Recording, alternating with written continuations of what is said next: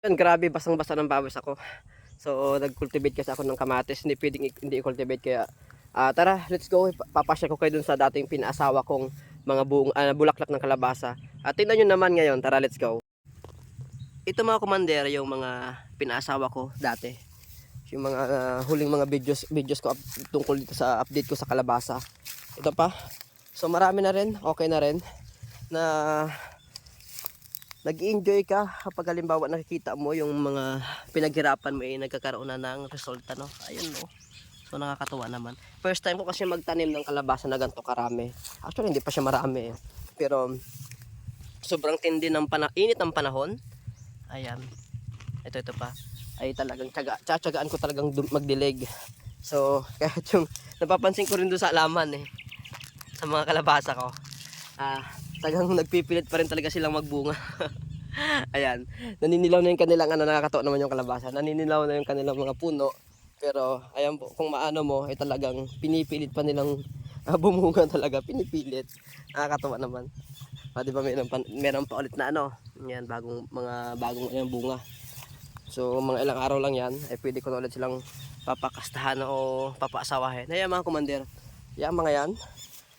Nag-enjoy, nakakatuwa naman. At yan ayan, nakakatuwa sila kasi nga ayun, ito pa, ayusin natin ang posisyon para hindi mag-deform yung posisyon niya.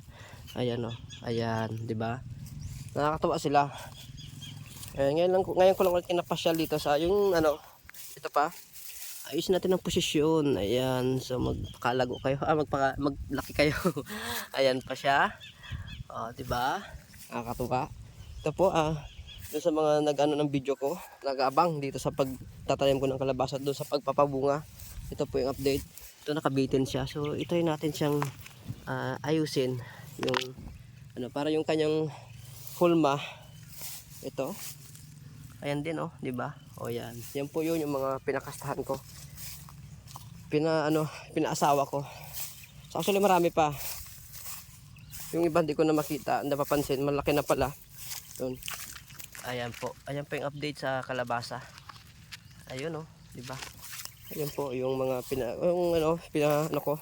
pinaasawa ko. Ayan pa. Di ba?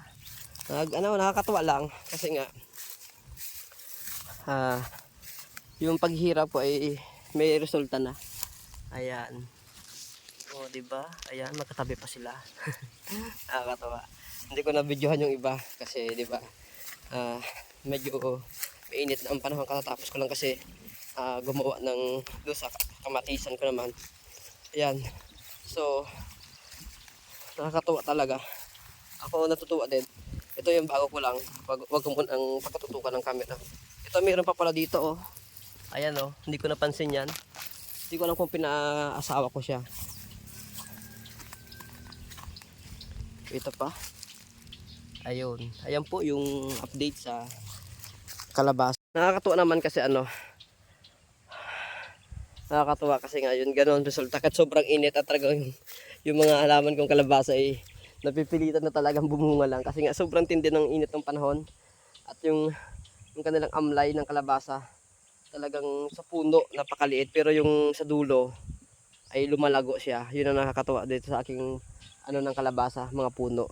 Yung dulo yung talbos niya, lumalaki yung amlay. So hanggang dito na lang at ito pick update sa pagtatanim ko ng kalabasa.